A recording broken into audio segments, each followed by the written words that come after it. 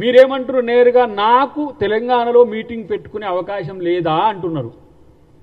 అంటే ప్రజలు కొట్లాడుకుంటట్టు నేను ప్రెస్ మీట్లు పెట్టుకుంటా, మీటింగ్లు పెట్టుకుంటా, కానీ నాకు పర్మిషన్ ఇవ్వాలి ప్రభుత్వం అని అంటున్నారు. ఇంత విధ్వంసకరమైన ఆలోచనలు మానుకోండి. మీకు తెలిస్తే అర్థం చేసుకోండి. ప్రభుత్వం తరపున ఒక ఉప ముఖ్యమంత్రిగా మీకు మేమిస్తున్న గౌరవంతో కూడిన ఇది సమాధానం. దీన్ని మరింత రాజకీయం చేయాలనే ఒక ఆలోచనతో మీ ఇంటర్నల్గా ఉంటే అది మీకు నష్టం తప్పితే మాకు కాదు. మీకు పర్మిషన్స్ ఎందుకు? మంచి ఉద్దేశాలతో పెడితే ఎందుకు ఇవ్వరు? ఒక ప్రజాసేవ కోసం నాయకుడు నేను వారాయి అని పెట్టి మన కొండగట్టు కాంచి బస్ యాత్ర చేస్తా అంటే పర్మిషన్ ఇవ్వలేదా నీకు? లేదు, నా అభిమానులను కలుసుకుంటా, నేను అట్లా చేస్తా, ఇట్లా చేస్తా, నేను తెలంగాణ ప్రజలకు సేవ చేస్తా అంటే నీకు పర్మిషన్స్ ఇవ్వలేదా? కానీ తెలంగాణ ప్రజలు కొట్టుకొని చావండి, నేను మీటింగ్ పెట్టుకుంటా అంటే మీటింగ్కు పర్మిషన్ ఇస్తే ఇది ప్రభుత్వమా ఏంటి? ఇంతకు నీ సమావేశపు లక్ష్యం ఎవరి కోసం, ఎందుకోసం? దీన్నైనా తెలుసుకుంటే నీకే మంచిదని చెప్పి నేను మీ ద్వారా తెలియజేస్తున్న మిత్రులారా. ఇక్కడ తెలంగాణ ప్రజలు కొంత సెంటిమెంటల్గా ఎక్కువ ఉంటారు. వాళ్ళ త్యాగం, వాళ్ళ పట్టుదల, వాళ్ళ ధైర్యం ఈ తెలంగాణ ప్రాంతం కోసం 1969లో దాదాపు 365 మంది పైచిలుకు అమరవీరులైనరు. తుపాకీ గుండ్లకు ఎదురుగా పోయి కొట్లాడిన వీరులు. మొన్న కూడా అచేతనంగా ఉంటే అమరుడైనైనా సరే నేను తెలంగాణ ఉద్యమానికి ఉపయోగపడాలని ట్రైన్లకు ఎదురుగా వెళ్ళి అమరవీరులై కూడా ఉద్యమాన్ని వాళ్ళు కొనసాగించినది. ఇలాంటి త్యాగాలను అవమానపరచకండి, ఇలాంటి త్యాగాలను మననం చేసుకోండి. ఇలా ఇప్పుడు మేము ఉద్యమకారుల కోసం మేము కమిటీ వేసుకున్నాం, ఉద్యమకారులకు అవకాశం ఇస్తున్నాం. ఇలా శ్రీకాంతాచారి గారి తల్లికైతేంది, తర్వాత ఎవరైతే కుటుంబాలు నష్టపోయినారో వాళ్ళకు ఉద్యోగాలు కూడా ఇస్తున్నాం. ఏ రోజు కూడా మీరు తెలంగాణ ఉద్యమకారులకో, తెలంగాణ అమరవీరులకో, తెలంగాణ ప్రజలకో మీరు ఏ రోజు సహకరించినట్టుగా మీరు కనపడకుండా గత పుష్కర కాలంగా, అంటే దాదాపు 12వ సంవత్సరం ఇది, అప్పటి నుంచి లేని ఊసి ఇప్పుడు వస్తున్నదంటేనే ఏదో దీని వెనుక ఉంది అనేది ప్రజలకు వస్తున్న అనుమానం. కానీ మాకున్న కోణం ఏంటంటే బీజేపీ ఇలాంటి ప్రోత్సాహకాలు ఇవ్వడం అనేది ఎంత మేరకు సబబు అనేది వాళ్ళు ఆలోచించాల్సిన అవసరం ఉంది. బీఆర్ఎస్ చాలా వ్యూహాత్మకంగా మౌనంగా ఉంటున్నది. వాళ్ళు ఏమవుతుందంటే నా ఘర్కా నా ఘాట్కా అయింది. తెలంగాణ రాష్ట్ర సమితిని పెట్టుకొని వాళ్ళు 6-7 సంవత్సరాలు పరిపాలించేసరికి భారతదేశాన్ని కూడా ఇట్లనే చేయొచ్చు, ఇట్లనే దోచుకోవచ్చు అనుకున్న వాళ్ళు బీఆర్ఎస్ అని పెట్టుకున్నారు. బీఆర్ఎస్ అని పెట్టుకునేసరికి తెలంగాణ ప్రజలు బండకేసి బాధేసరికి మళ్ళీ బీ/టీ కావాలనుకునేసరికి వాళ్ళ కూతురు వచ్చి టీని వాడుకుంటుంటారు. ఆమె టీఆర్ఎస్ అని పెట్టుకుంటే మళ్ళీ ఎట్లా అని గోక్కుంటున్నారు. ఇప్పుడు ఆ గోకే క్రమంలో ఇలా పవన్ కళ్యాణ్ను తీసుకొచ్చి ఇక్కడ సెంటిమెంట్ రగిలించి ఆ సెంటిమెంట్ మీద కాలుతున్న మంటల్లో మీరు రాజకీయం చేయాలనుకుంటే అది మంచి పద్ధతి కాదు. అది తెలంగాణ ప్రజలు సహించరు. తెలంగాణ సమాజము దాదాపు 50-60 సంవత్సరాల పోరాటంలోనే ఉన్నది.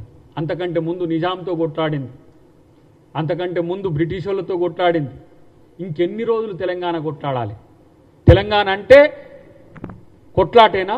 తెలంగాణ అంటే పోరాటమేనా? పరిపాలన కాదా? ఇలా అందుకనే రేవంత్ రెడ్డి గారు ఒక అడుగు తగ్గి బీజేపీ అనుకూలంగా చాలామంది విమర్శలు చేస్తున్నప్పటికి కూడా తెలంగాణ సర్వతోముఖాభివృద్ధి కావాలంటే కేంద్రంతో సఖ్యతతో ఉండాలన్న దాన్ని కూడా రాజకీయం చేస్తున్నారు. తెలుగు ప్రజల మధ్యన సమన్వయం ఉండాలి అని చెప్పి ఆ ప్రాంత నాయకులైనా ఈ ప్రాంత నాయకులైనా అందరూ సమానమే అని చెప్పి కొంతమంది విగ్రహాలు పెడితే కూడా దాన్ని రాజకీయం చేస్తున్నారు. ఎందుకు? రేపు జయశంకర్ సార్ విగ్రహం పెట్టుకోలేమా? రేపు కాళోజీ నారాయణరావు గారి విగ్రహం పెట్టమా? తెలంగాణ తల్లి విగ్రహాలు పెట్టుకోలేమా? అంటే ఏంటి? ఒక నాయకుడు అందరితో సమన్వయం ఉండడాన్ని కూడా జీర్ణించుకోలేని స్థితికి ఇలా తెలంగాణ సమాజం వచ్చిందా అంటే కాదు. ఈ మధ్యన ఎవరైతే ఇలాంటి ప్రాంతీయ సెంటిమెంట్లను రెచ్చగొట్టి చేయాలనుకుంటున్నారో వాళ్ళు చేస్తున్న కుట్రలకు తెలంగాణ ప్రజలు అర్థం చేసుకోవాలని నేను విజ్ఞప్తి చేస్తున్నా. ప్రత్యేకించి మిత్రుడు పవన్ కళ్యాణ్కు మళ్ళీ ఐ కెన్ రిపీట్, మిత్రుడు పవన్ కళ్యాణ్కు మీరు బీజేపీ వలలో పడి బీజేపీకి అనుకూలమైన ఉద్యమ కార్యాచరణ రాజకీయ కార్యాచరణ తీసుకోకండి. ఎందుకంటే వాళ్ళు వాడుకొని వదిలేయడంలో దిట్టలు. మీరు ఆ పంజాబ్ కాంచి రండి, లేకపోతే కాశ్మీర్ కాంచి కూడా రండి. కాశ్మీర్లో అక్కడ అక్కను మోసం చేసిండ్రు, పంజాబ్లో అకాలీలను మోసం చేసిండ్రు, ఇక్కడ ఉత్తరప్రదేశ్లో ఇప్పుడు మా మాయావతి అక్కను మోసం చేసిండ్రు, మహారాష్ట్రలో శరద్ పవార్ గారిని మోసం చేసిండ్రు, షిండేను మోసం చేసిండ్రు. వీరికి అట్లా లైను ఉత్తర భారతదేశం నుంచి దక్షిణ భారతదేశంకి వస్తే మోదీ గారి లేకపోతే ఎన్డీఏ అంటే విష కౌగిలే. ఇంకా వాళ్ళ కౌగిల్లో చిక్కుకున్న వాళ్ళు ఎవ్వరూ బతికి బట్టగట్టిన పాపాన పోలేదు. కాబట్టి మీరు మీ రాజకీయ అస్తిత్వం నిలుపుకోవాలంటే మీకు ఒక సిద్ధాంత పునాదిని ఏర్పరచుకొని ఎక్కడనైనా రాజకీయాలు చేసుకోవచ్చు. భారతదేశంలో ఓటు ఏ మూల ప్రాంతంలో ఉన్నా ఎక్కడైనా రాజకీయం చేసుకోవచ్చు. కానీ విద్వేషపూరిత రాజకీయాలకు పునాది వేయొద్దు అని చెప్పి నేను మిత్రుడు పవన్ కళ్యాణ్కి మీ ద్వారా తెలియజేస్తున్నాను.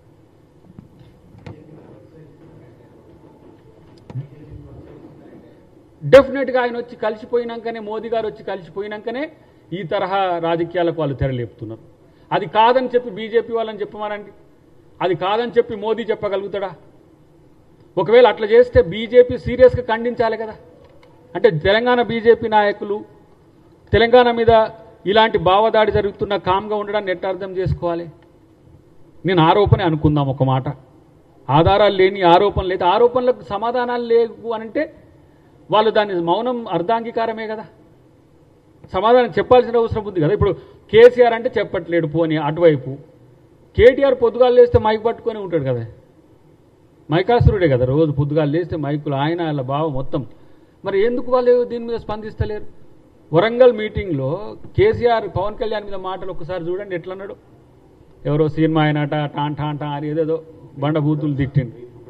మేము కాంగ్రెస్ వాళ్ళం పవన్ కళ్యాణ్ ఏం ఆయన తిట్టాలని ఉబలాటం లేదు, ఆయనను వ్యతిరేకం చేసుకోవాలని మాకేం లేదు. ఇది తెలంగాణ ప్రభుత్వం యొక్క ఆలోచన ఇట్లా ఉంది మిత్రమా. ఇట్లాంటివి పట్టించుకుంటే ప్రజల మధ్యన వైరుధ్యాలు కొనసాగడం నీకు ఇష్టమా? ఇది ఆలోచించాలని చెప్పి వారికి తెలియజేస్తున్నాం.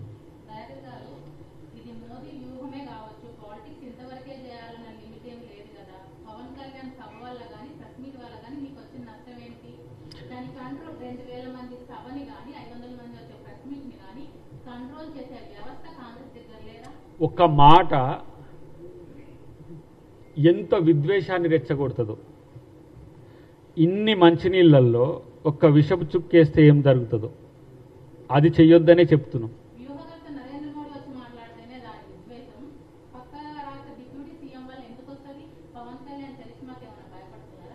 పవన్ కళ్యాణ్ చర్మిస్తాలో మాకేం సమస్య లేదమ్మా. వాళ్ళే పక్క రాష్ట్రంలోనే ఆయనను అక్కడ ఉప ముఖ్యమంత్రి చేసింది, లేకపోతే విజయ్ లెక్క ముఖ్యమంత్రిని చేస్తున్నామో, కానీ ఆయనకు ఆ బలం లేదు, అది పక్కన పెట్టండి. కానీ ఇలాంటి ఒక అనాలోచిత కార్యాచరణ వల్ల ప్రజల మధ్యన వైరుధ్యాలు పెరుగుతున్న అంశాన్ని ప్రభుత్వంగా వారికి చెప్పాల్సిన బాధ్యత ఉంది మా మీద.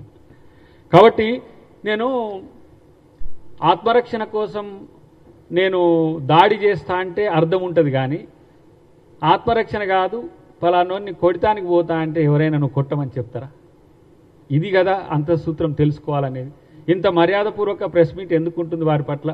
ఎందుకంటే ఇప్పుడు మేమేమైనా నెగిటివ్ మాట్లాడినా కూడా దాన్ని కాంగ్రెస్ పార్టీని కూడా పవన్ కళ్యాణ్కి వ్యతిరేకం అంటే ఇదేందో ఆంధ్రాకి వ్యతిరేకం అని చిత్రీకరించే ప్రయత్నం చేస్తారు. ఆంధ్రప్రదేశ్లో కాంగ్రెస్ ఎందుకు వ్యతిరేకం ఉంటుంది? మేమెందుకు? నేను ఫక్త్ తెలంగాణ ఉద్యమకారుని కదా. నేను ఆంధ్ర ప్రజలు మమ్మల్ని ఎట్లా చూస్తారో, ఆంధ్ర ప్రజల ఆతిథ్యం ఎట్లుంటుందో, ఆంధ్ర ప్రజల ప్రేమ ఉంటుందో ఎట్లుంటుందో మాకు తెలియదా? మేము పోయినోళ్ళం కాదా, కానోళ్ళం కాదా? ఇక్కడ సమావేశాలు ఎట్లా ఏర్పాటు చేస్తే మేము పార్టిసిపేట్ చేస్తాం, ఆంధ్రప్రదేశ్లో కూడా అట్లనే మేము పార్టిసిపేట్ చేస్తాం. పోయి ఆంధ్ర ప్రజలు నిరంతరం కొట్లాడాలుకోవాలని మేము ఎప్పుడు ఆ ప్రయత్నాలు చేయమే. మా ముఖ్యమంత్రి గారు కూడా గతంలో షర్మిలమ్మ పెట్టిన మీటింగ్కి పోయి అక్కడ విశాఖపట్నంలో మాట్లాడిన తీరు మీరు గమనించండి. మీకెందుకు తెలంగాణ మీద కోపము? ఆంధ్రాను మేము ప్రేమిస్తున్నాము, ఎందుకు ప్రేమించము? ప్రాంతంగా విడిపోయినంత మాత్రాన ద్వేషించాలనా? అదేమన్నా రూల్ భారతదేశంలో అంతర్భాగం కాదా? ఇది సనాతన ధర్మ, సమాంతర ధర్మ, రాజ్యాంగ ధర్మ ఇట్లా ఉంటుంది. దీనికి భిన్నంగా వ్యవహరిస్తే మీరు ఏ ధర్మాన్ని పాటిస్తుండ్రో మీరు పునరాలోచించుకోమని చెప్పి మిత్రునికి తెలియజేస్తున్నాం.